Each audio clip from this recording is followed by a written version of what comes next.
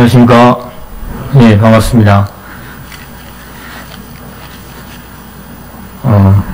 사자 형님께 말씀하셨지만 내일부터 이렇게 추석 명절인데, 그래서 우리 서익립교회도 명절 분위기가 나는 것 같습니다. 빠지시는 분들이 많아서. 저만 이 명절 때 되면 이 고향에 가는 줄 알았더니 저 말고도 고향에 가시는 분들이 많은 것 같습니다. 저는 어릴 때부터 이런 명절 때 되면 마음이 많이 이렇게 설렜던 그런 기억이 있습니다. 그래서 어릴 때 되면은 이렇게 명절 때 되면 이제 친척들이 와가지고 용돈을 주니까 이 명절이 많이 기다렸었고, 그 명절 때 되면 이제 맛있는 음식을 이제 그때 이렇게 많이 해서 이렇게 먹을 수 있어가지고 참 좋았던 그런 기억이 있습니다.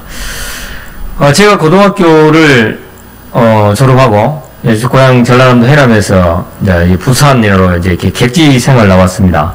그래서 고등학교 졸업을 하고 제가 87년도에 나왔죠.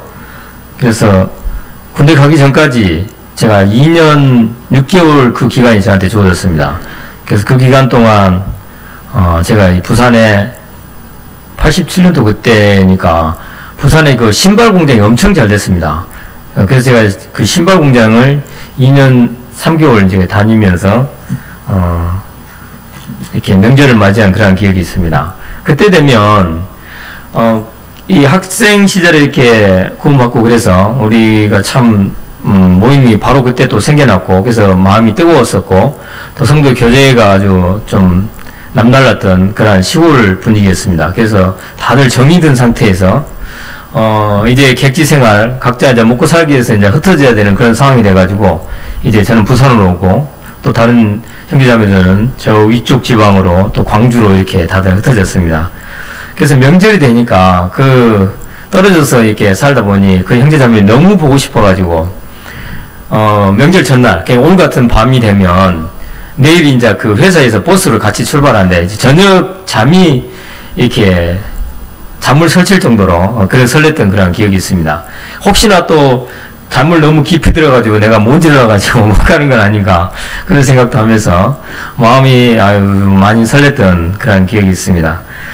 예, 그런 것이 다 어떤 그 신앙을 처음 시작했었고 신앙을 함께했던 그 형제 자매들, 그 분들이 다들 보고 싶었고, 그때 우리 뜨거웠던 어떤 그런 주님 안에서의 교제들, 그런 게 그리워서 아마 그랬지 않나 싶습니다.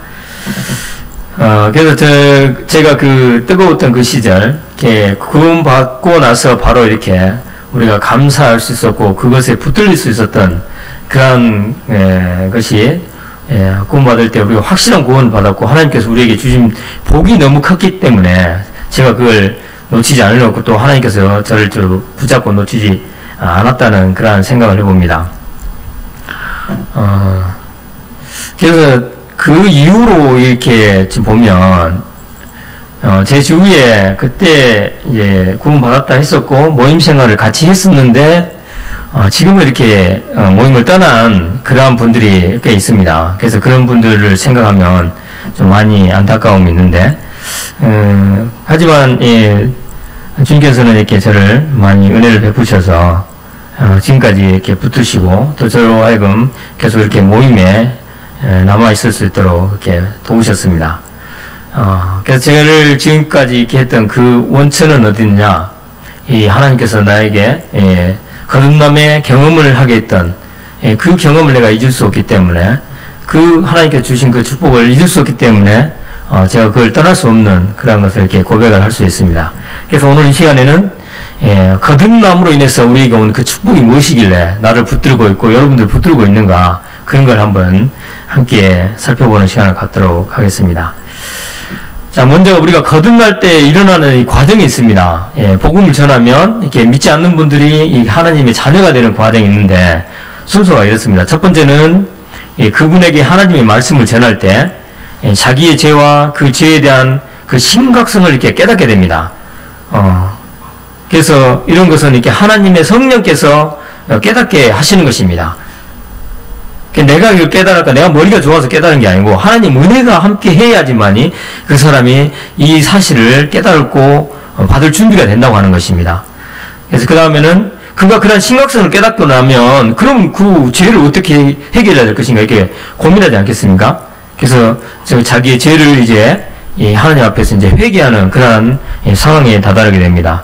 그래서 하나님 앞에서 자신의 죄를 이렇게 용서하여 달라고 이렇게 고백을 이렇게 하는 것입니다. 그럴 때 이제 예수 그리스도를 이제 주님으로 고백을 하게 되는 것입니다. 이제 나의 죄를 위해서 죽을 수밖에 없는 나를 위해서 죽으신 그분을 위해 살겠습니다. 그분이 예수 그리스도 당신이 나의 주인이 되어 주십시오라고 이렇게 고백을 할 때 그 순간에 이렇게 우리가 거듭나게 되는 것입니다.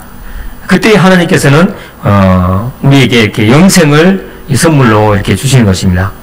그래서 우리 안에 이렇게 성령이 거하시고 우리에게 영원한 생명이 주어진다고 이렇게 얘기를 들을 수 있습니다. 자, 그래서 우리가 이렇게 복음을 전하고 열정적으로 전하는데 한 가지 좀 주의해야 될 점이 있을 것 같더라고요. 어떤 점이냐면 우리가 이렇게 복음을 전하지만 그 사람이 자기의 죄에 대한 그 심각성을 깨닫기 전에는 이 복음을 풀어주는 걸 우리가 조금은 조금은 미루어야 되지 않나 이런 생각을 합니다. 왜 그러냐면 그 사람에게 전에도 이렇게 깨닫지도 못했는데 이 예수 그리스도의 이 복음을 풀어서 줘버리면 그가 진정 마음으로 그 예수 그리스도의 그 복음을 받아들인 게 아니고 머리로서 받아들이게 되면 이게 해결하는데 시간이 꽤 많이 걸리는 그런 상황을 이렇게 좀 보게 되거든요. 그래서 우리가 그분이 정말 예수 그리스도를 필요로 하는가, 그럴 때 이 복음을 풀어주는 게 잘 맞다 하는 그런 생각을 해보게 됩니다. 자, 그러면 우리가 이게 거듭나게 되면 어떠한 그 축복이 우리에게 준비되어 있는가 보면 첫 번째는 믿는 자는 우리가 그리스도 안에 거한다는 것이고, 두 번째는 믿는 자는 하나님의 자녀가 된다고 말씀을 하고 있습니다. 그 다음 세 번째는 믿는 자들 안에 성령께서 이렇게 함께 하신다고 하셨고, 그 다음에 네 번째는 믿는 자는 교회의 한 지체가 된다고 하셨습니다.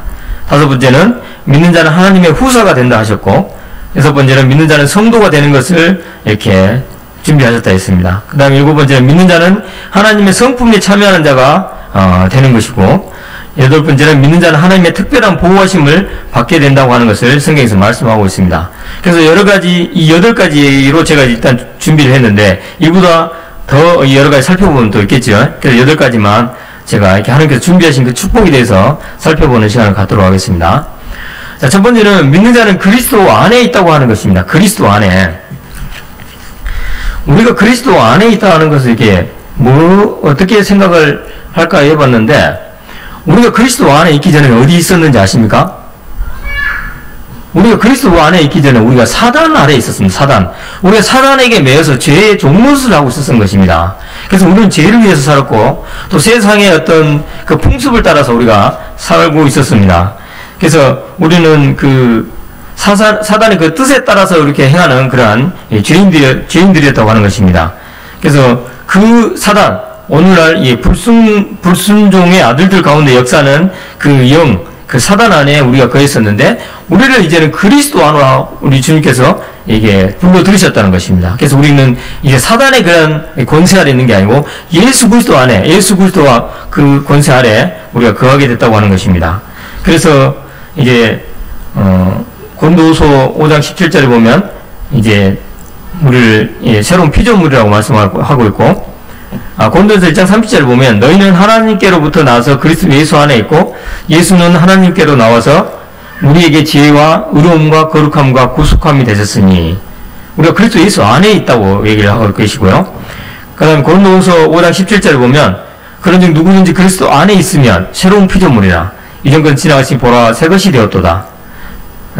또 에베소서 2장 6, 7절 보면 또 함께 일으키사 그리스도 예수 안에서 함께 하늘에 앉히시니 이는 그리스도 예수 안에서 우리에게 자비하심으로써 그 은혜의 지극히 풍성함을 오는 여러 세대에 나타내려 하심이라 하고 있습니다.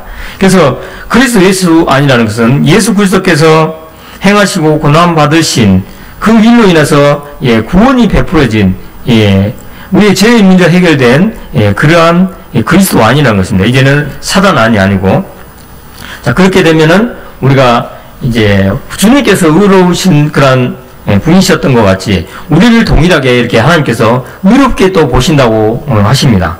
우리를 뿐만 아니라 우리 주님께서 완전하신 그런 분이시기 때문에 우리가 그 안에 들어가면 동일하게 우리를 이 완전한 자로 이렇게 보신다고 하는 사실입니다. 제위에 종노릇하던 노예와 같이 종노릇하던 우리들이었습니다. 사단의 하늘의 권세 잡은 자, 곧 이 불순종의 아들들 가운데 역사하는 그 사단의 사단에게 매어서 이렇게 그 안에서 종노릇하는 우리를 이제 그리스도 안에 이렇게 들어오게 하셨다고 하는 것입니다. 다음 두 번째는 이제 믿는 자는 하나님의 자녀가 된다고 이렇게 말씀하고 있습니다. 요한복음 1장 12절에 보면 믿는 자는 영접하는 자 곧 그 이름을 믿는 자들에게는 하나님의 자녀가 되는 권세를 주셨으니 라고 이렇게 말씀하고 있습니다.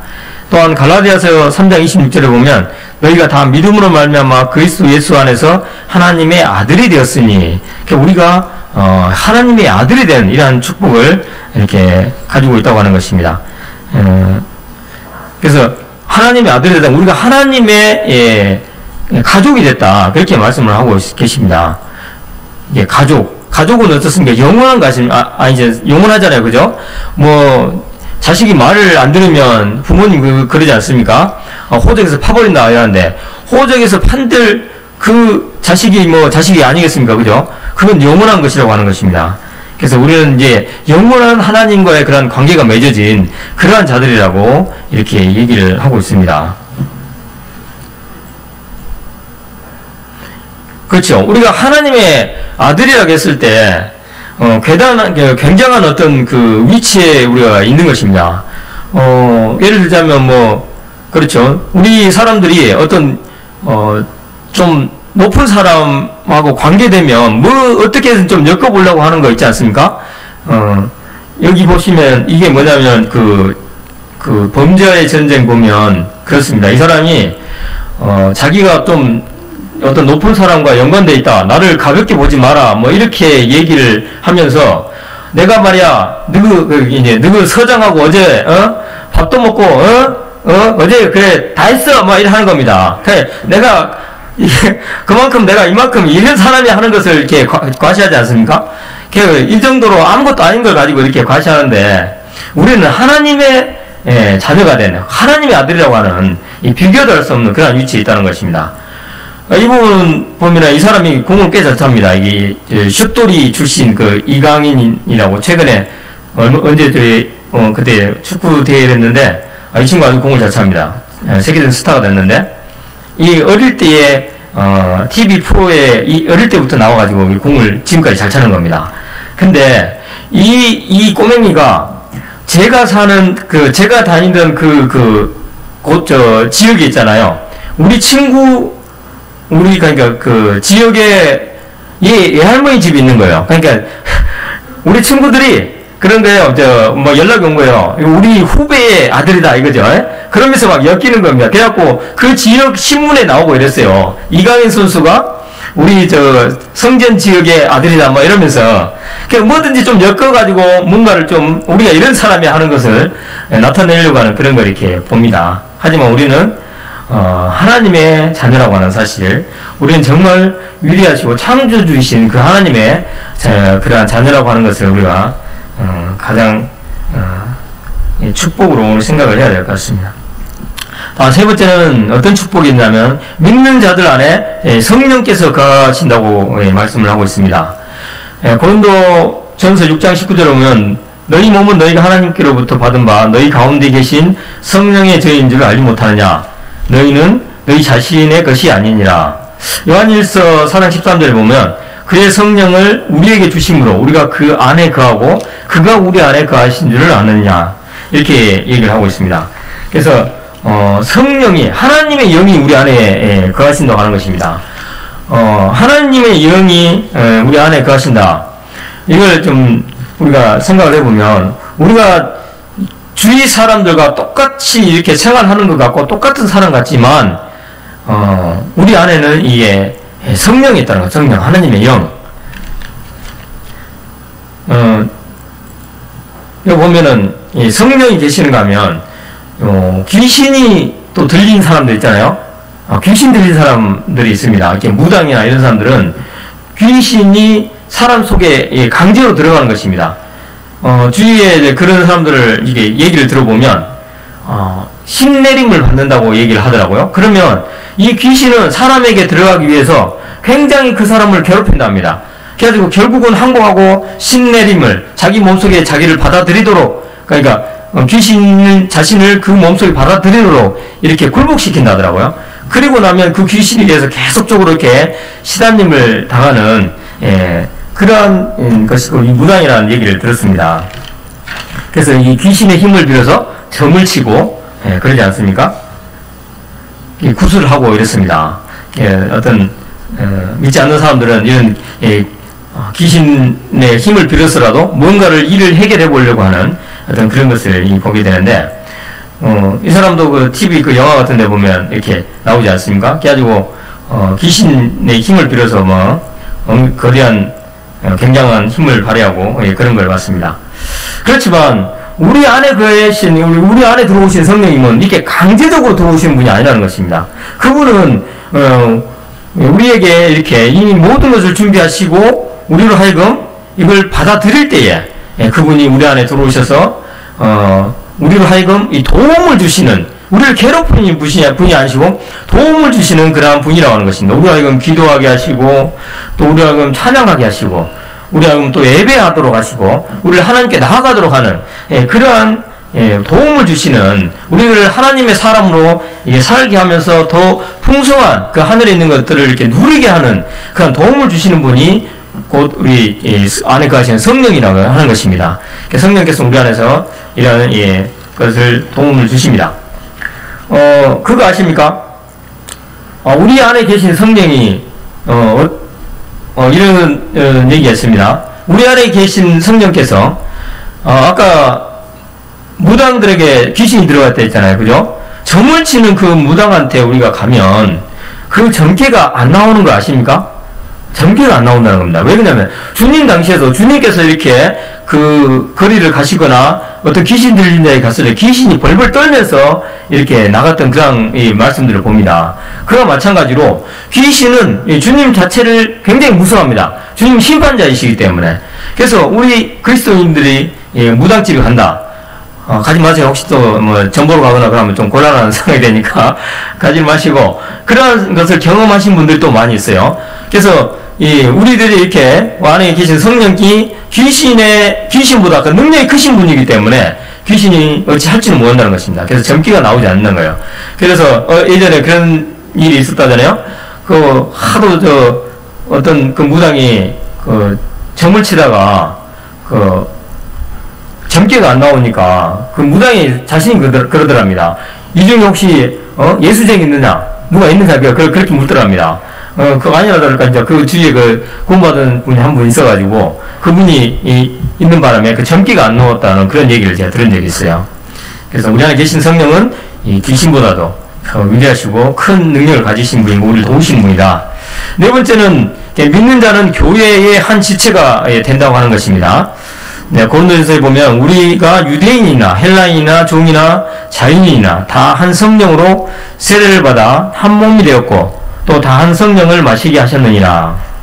그래서 보면은 또 사도행전 2장 47절 보면 하나님을 찬미하며 또 온 백성에게 칭송을 받으니 주께서 구원받는 사람을 날마다 더하게 하시니라. 그래서 이 거듭난 그리스도인들, 이 더해진 그리스도인들은 전부 다가 이렇게 뭐냐면 하나님의 성전이 되어간다는 것입니다. 하나님의 성전이 되어간다니까 우리가 그냥 아무나 그냥 이 교회에 나가면 하나님의 성전이 되고 교회가 되고 성령이 거하시는 사람이 되고 이렇게 생각할 수 있는데, 왜 그러냐면 주위에 하나님 믿는 사람들이 너무 많기 때문에, 그죠? 너무 많기 때문에 막된 말로 개나 소나 그냥 교회만 나가면 전부 다 하나님의 교회의 한 지체가 되는 거 아니냐, 이렇게 쉽게 생각할 수 있는데 절대 그렇지 않다고 하는 것입니다. 하나님 앞에 우리는 모두가 특별히 하나님께서 이렇게 성전 삼기 위해서 고르시고 택하신 그러한 자들이라고 하는 것입니다. 이분이 누군지 아십니까?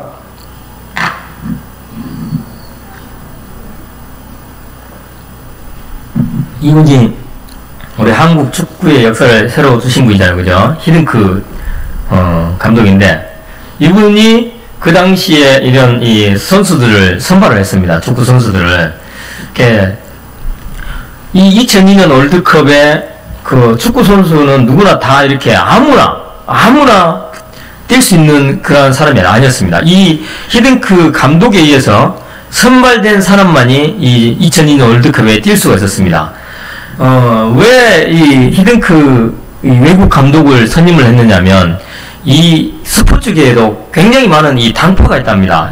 그래가지고 어떤 그 파당 때문에, 좋은 성적을 내지 못하는 이러한 격이 있기 때문에 전혀 편견 없는, 아무것도 한국 축구에 대해서 모르는 사람을 세워가지고 선수를 이렇게 공정하게 선발해서 이렇게 하자. 그래가지고 이 선수들을 히딩크 감독이 자기 눈에 띄는 사람들을 이렇게 선발을 해서 했다는 얘기가 있습니다.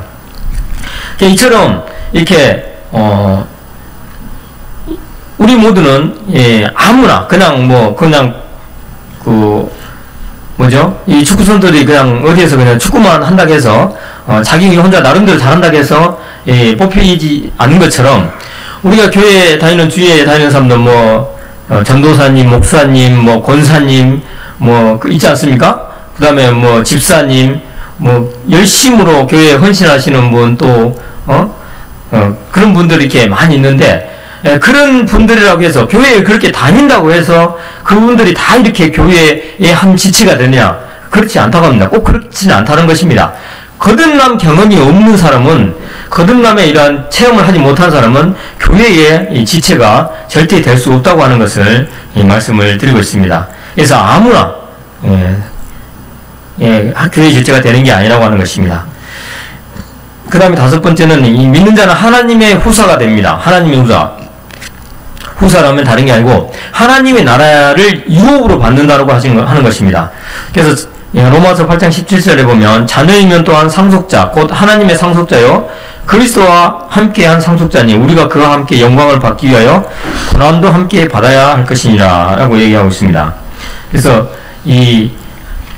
우리가 하나님의 나라를 유업으로 받는다. 그러면서 다른 말씀 보면 우리가 나중에 하나님의 나라를 유업으로 받으면서 우리가 주님과 함께 왕노릇 한다고 합니다. 왕노릇. 그죠? 다스리는 그런, 자가 된다고 하는 것입니다.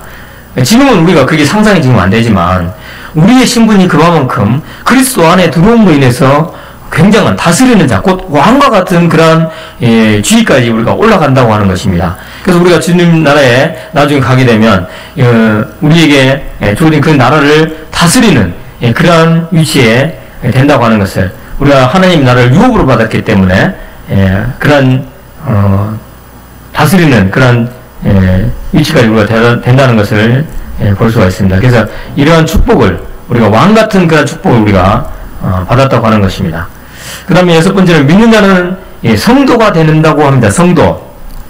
우리는 그냥 성도 쉽게 그냥 성도님 하니까 그냥 가볍게 얘기할 수 있는데 이 성도라는 의미가 이렇습니다. 로마에서 하나님의 사랑하심을 받고 성도로 부르심을 받은 모든 자에게 하나님 우리 아버지와 주 예수 그리스도로부터 은혜와 평강이 있기를 원하노라. 자, 하나님의 사랑하심을 받고 성도로 부르심을 받은 모든 자에게. 그래서 이 거듭난 그리스도인 성도라고 얘기하는데, 이 성도로 가는 것은 하나님의 어떤 특별한 계획을 위해서 선별된 자, 구별된 자 이렇게 얘기를 하고 있습니다. 그래서 우리는 이 성도 하면은 일반적 밖에서 하면은 이 성도라고 일반 사람도 성도라고 하지 않아요. 그렇지만 어떤 사람도 성도로 하냐면 이런 교황이나 어떤 이런 이 할머니 누군지 아십니까? 그 테레사 스님들 이런 분들 성별된 자, 특별하게 이렇게 하나님 위해서 어떤 구별된 자처럼 이렇게 얘기를 합니다. 그죠? 그런데 우리가 바로 이렇게 특별하게 성별된 자라고 하는 것을 성경에 말씀하고 있습니다. 그래서 여러분들도 이렇게 김우정 형제님, 이렇습니다. 그죠? 김동우 형제. 여러분 다 이 성도로 부르시면 성스러운 사람들이라는 겁니다. 특별히 구별되신 분들. 그래서 여러분들이 얼마나 꼭 이런 분들만 이렇게, 특별한 분이 아니라는 것을 얘기를 하고 있습니다. 그 다음에 7번째는 믿는 자는 하나님의 성품에 참여하는 자가 되는 것이라고 이렇게 얘기를 하고 있습니다. 베드로후서 1장 4절을 보면 이로써 그 보배롭고 지극히 큰 약속을 우리에게 주사 이 약속으로 말미암아 너희가 정욕 때문에 세상에 썩어질 것을 피하여 신성한 성품에 참여하는 자가 되게 하려 하셨느니라. 여기서 신성한 성품에 참여하는 자가 되게 한다고 말씀을 하고 있습니다. 자, 우리가 신분이 바뀌었습니다. 거듭나면서 우리가 예전에는 이 사단 아래서 그러한 세상 풍속을 따랐고 썩어질 것을 향하여서 우리가 이렇게 전력을 해서 살았었지만 우리가 거듭나면서 그리스도 안에 들어오면서 우리가 그리스도와 같이 됐다고 하는 것입니다. 이 왕과 같은 우리 신분이 된 것입니다. 왕, 그죠? 왕은 함부로 행하지 않습니다. 그죠? 무겁게 행합니다. 무겁게. 어찌 채통 없이 왕이 말이죠. 함부로 얘기를 합니다. 왕의 언행도 그렇습니다. 언행도 아주 이 천박한 언행을 쓰지는 않습니다. 그러니까 천박한 행동을 하지도 않고 함부로 행하지 않습니다. 그래서 왕과 같은 행동을 한다고 하는 것입니다. 그러니까 이 사람이 천민이었는데 갑자기 왕이 된 그런 사건이 있지 않습니까? 그래서 우리의 행동이 이렇게 천한 자의 그런 예전에 천한 신분에 있었던 어떤 죄 아래에 있었던 그러한 습성들을 따라서 우리가 행하는 것이 아니고 이제는 우리가 아주 귀한 성품이 아주 성스러워진 그러한 자로서의 이 말과 행동을 이렇게 우리가 해야 된다고 하는 것을 성경을 통해서 얘기를 하고 있습니다. 그래서 우리가 그처럼 그러한 이 성품에 우리가 참여한 자가 되었기 때문에 거기 격에 맞는 그러한 자가 되어야 한다는 것을 말씀을 하고 있습니다. 그래서 우리가 이 격떨어진 그러한 행동을 안 해야겠죠. 그래서 이 대왕 대비 마마 뭐 이런 분들은 함부로 이렇게 행동을 하지 않습니다. 다음은 8번째는 믿는 자는 이 하나님의 특별한 이 보호하심을 받게 된다고 합니다. 그래서 우리가 그리스도 안에 들어간 이후에는 이제부터 우리는 모든 생활 가운데 모든 삶 가운데서 하나님께서 눈동자같이 우리를 지키시면서 특별하게 보호를 하고 있다고 하는 것을 말씀을 하고 있습니다. 로마서 8장 28절에 보면 우리가 알거니와 하나님을 사랑하는 자 곧 그의 뜻대로 부르심을 입은 자들에게는 모든 것이 합력하여 선을 이루느니라 라고 이렇게 말씀을 하고 있습니다. 그게 뭐냐면 우리에게 벌어지는 모든 상황들이 하나님께서 그걸 다 계산하시고 그러한 것을 허락하시고 그런 일이 벌어진다고 하는 것을 말씀을 하고 있습니다. 저는 골프를 안 쳐봤는데 골프를 잘 모르는데 TV 예전 보니까 골프 마지막 그린이랍니까? 구멍에다 또르륵 들어가게 하는 거, 깡통 넣어놓고 그죠? 그 깡통에 또르륵 들어가게끔 탁 치는 거, 그걸 뭐라 하는지 아십니까? 홀인, 한 번에 들어가는 거 홀인 아닙니까? 그거 말고 그냥 그 그린 위에 올려졌어. 이걸 탁 쳐가지고 넣는 거 있지 않습니까? 버팅, 파-버팅. 이걸 하는데 구멍이 여기 있는데 구멍을 있잖아요. 그러면 이 구멍을 향해서 쳐야 되지 않습니까? 가만 보고 있으니까 구멍을 이쪽으로 보내는 겁니다. 반대쪽 이상하게 이 구멍 쪽으로 안 보내고. 제 입장에서 제가 한번 실수했네. 그렇게 생각했죠. 이리 보내는 거예요. 나중에 알고 보니까 이 양반은 저는 그냥 TV에서 골프 치는 사람 보면 먼지를 날리지 않습니까? 이게 그냥 왜 날리는 거 몰랐어요. 왜 치는지 몰랐어요.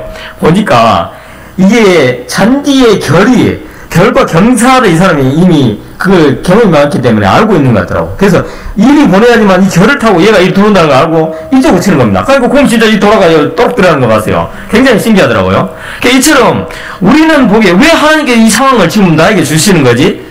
이렇게 생각할 수 있는데 그게 필요하시기 때문에 하나님께서 우리에게 허락하신다는 겁니다. 그래서 우리가 상황에 벌어지는 그 모든 것이 왜 하나님께서 지금은 이러시지? 라기보다는 하나님께서 이건 뭔가 필요하시기 때문에 하셨구나 하는 것을 한 번쯤 우리가 생각해 볼 수 있다고 생각됩니다. 내비게이션을 이렇게 우리가 사용을 하는데 차에 그냥 내장되어 있는 내비게이션 바로바로 실시간으로 상황을 안전해주는 그 내비게이션 말고 우리 휴대폰 TVM이나 이런 거 있지 않습니까? 그걸 실시간으로 이렇게 상황을 해주더라고요. 이게 굉장히 좋더라고. 제가 예전에 그 창원에 여기서 시험을 보러 한번 갔었는데, 시간이, 거기까지 가면 한 30분 정도? 창원 저기, 교육단지 있는 데 가면 한 그 정도 걸릴 것 같아요. 근데 시간이 너무 촉박했어요. 근데, 가는데 차를까, 이 내비게이션이 여기 분모선 터널 넘어가서 딱 가면 되는데, 이상하게, 저쪽 남해고속도 이쪽에 돌리는 겁니다. 나중에 알아보는데 그쪽이 무슨 공사가 있어가지고 차가 막히는 거예요. 제가 만약에 그걸 고집하고 그리 밀고 들어갔다면 아마 시험을 보지 못했지 않나 이런 지금 생각을 해봅니다.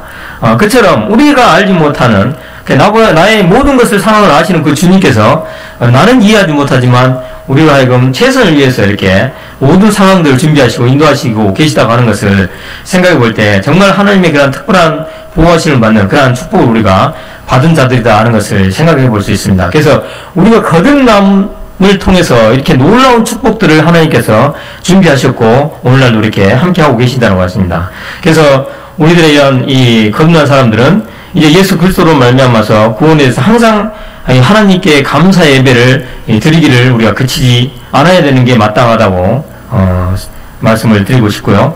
그 다음에 갈보리 십자가 위에서 자기를 위하여 우리 자신을 위해 죽으신 주 예수님을 이렇게 즐거운 마음으로 드리는데 우리가 주님으로 인정했지 않습니까? 그 주인에게 우리의 몸을, 우리의 삶을 드리는 게 마땅하다고 생각됩니다. 계속해서 우리들에 대한 신앙 생활을 해가는 데 있어서 놀라운 축복을 주신 그분을 기쁘시게 하는 그런 우리의 모든 삶이 되셨으면 좋겠습니다. 잠시 기도하고 마치겠습니다.